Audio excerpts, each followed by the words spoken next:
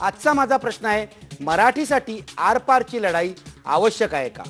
याच्यामध्ये आम्ही दिवसभर SMS पोल मागवलेला आहे. लोकांनी प्रचंड संख्येने SMS पोलला प्रतिसाद दिलाय. समोर बघू शकता. मराठीसाठी आरपारची लढाई आवश्यक आहे का? 100% मराठी माणसं म्हणतात होय, आरपारची लढाई आवश्यक आहे. पण ही आरपारची लढाई म्हणजे काय? फक्त पाट्या लावणं की त्यापेक्षा अधिक पुढे जाणं? ही लढाई दीर्घकालीन का होत नाही? मराठीची प्रतिष्ठा पूर्णपणे प्रस्थापित का होत नाही? हे सगळे मुद्दे आपण आज सांगा दीपक पवार की राज ठाकरे यांना याचं श्रेय द्यायला पाहिजे की जो शिवसेनेच्या सुरुवातीच्या काळानंतर बासनात गुंडाळून ठेवला होता मुद्दा, तो राज ठाकरेंनी पुन्हा ऐरणीवर आणला. तुमचा राज ठाकरे यांना पाठिंबा आहे का? आणि ते ज्या पद्धतीने आंदोलन चालवत आहेत ते तुम्हाला पसंत आहे? या मुद्द्यावर म्हणजे मराठीतनं पाट्या असायला पाहिजे, त्या मुद्द्यावर राज ठाकरेंनी आंदोलन केलं असतं तरी किंवा काँग्रेसनं, राष्ट्रवादी, भाजप कोणीही आंदोलन केलं असतं तरी आमचा त्यांना पाठिंबा असता. कारण ज्या गोष्टी नियमांमध्ये आहेत, महापालिकेच्या नियमांमध्ये आहेत, शासनाच्या नियमांमध्ये आहेत, त्या केवळ काही लोकांच्या मुजोरीने लोक करत नसतील आणि इतर राज्यांमध्ये करतात पण महाराष्ट्रात करत नसतील. ते आंदोलन राज ठाकरेंनी केलं तर त्यांना पाठिंबा दिला पाहिजे. हे जर काँग्रेसवाल्यांनी अगोदर केलं असतं, कारण त्यांची वेळच आली नसती, निश्चित आली नसती. त्यांचं आता जे म्हणणं आहे की लोक कायदा हातात घेता कामा नये.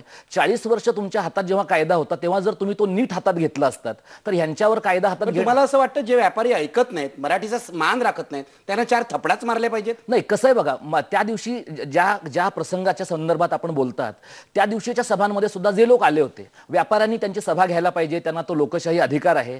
त्या सभेमध्ये काही अतिउत्साही मंडळींनी गोंधळ घातला, ही खरं आहे. तुम्ही मला सांगा, महेश भट, गरसन डाकुना या मंडळींचा काय संबंध आहे मराठी पाट्यांशी? म्हणजे काश्मीरच्या प्रश्नांपासून, सिनेमातल्या सेक्स पासून, मराठीतल्या पाट्यांपर्यंत प्रत्येक मुद्द्यांवर हे पूर्ण वेळ भाकड विचारवंत बोलत राहणार आणि त्यांच्या मतांची सगळीकडे माध्यमं दखल घेणार. या माणसांना सौजन्याची आणि प्रेमाची भाषा जर कळत नसेल तर त्यांच्यावर काही कोणी आक्रमण केलेलं नाही, पण किमान त्यांना आपला आवाजच सगळ्या समाजापर्यंत पोहोचतो. निदान सर्व मराठी लोकांनी त्यांना आपला आवाज ऐकवला पाहिजे. अशा पद्धतीने लोक शांततेने सांगतात तेव्हा ऐकत नाही. काहीतरी धमाल व्हावी लागते, काहीतरी तोडफोड व्हावी लागते, तेव्हाच सरकार जागं होतं, असं तुम्हालाही वाटतं का? असं वाटतं. ह्याला एकूण भाषिक चळवळींचा इतिहास सुद्धा तसा संदर्भ महत्त्वाचा आहे. पोट्टी श्रीरामुलूंच्या त्या उपोषणाचा संदर्भ हेमंत देसाईंनी दिला. 52 दिवसाचं उपोषण केलं तरी सुद्धा नेहरूंनी त्याच्याकडे लक्ष दिलं नाही. नेहरू तर पक्के गांधीवादी होते असं म्हणायला काही हरकत नाही. त्यांच्या उपोषणानंतर त्यांचा मृत्यू झाला. त्यानंतर जेव्हा तेलुगू भाषिक लोक रस्त्यावर उतरले आणि त्यांनी हिंसाचार केला तेव्हा नेहरू असं म्हणाले की नाही, तो निर्णय आम्ही अगोदरच घेतला होता, आता आम्ही तो अंमलात आणला.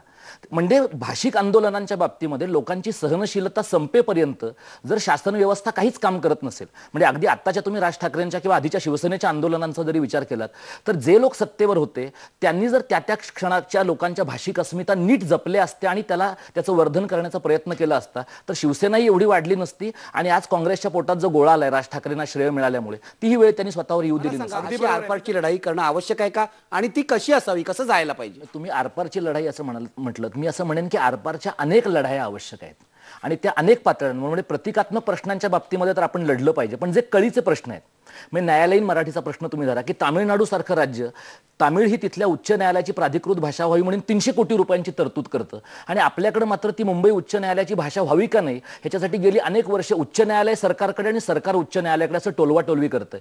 शिक्षणाच्या माध्यमाचा तुम्ही जर विचार केलात तर राज ठाकरे काय किंवा शिवसेना काय, हे सगळे लोक इंग्रजी माध्यमाच्या लोकांना तिथे मराठी शिकवायला पाहिजे असं अनिवार्यपणे म्हणतात, पण मराठी माध्यमाच्या ज्या शाळा बंद पडत आहेत आणि बहुजन समाजातली मुलं जी मोठ्या प्रमाणामध्ये मराठी शाळांमध्ये जात आहेत त्यांना चांगल्या दर्जाचं शिक्षण, इंग्रजीसह चांगल्या दर्जाचं शिक्षण मिळेल हा आग्रह हे लोक आपल्या पक्षाच्या पातळीवर कधी धरणार आहेत?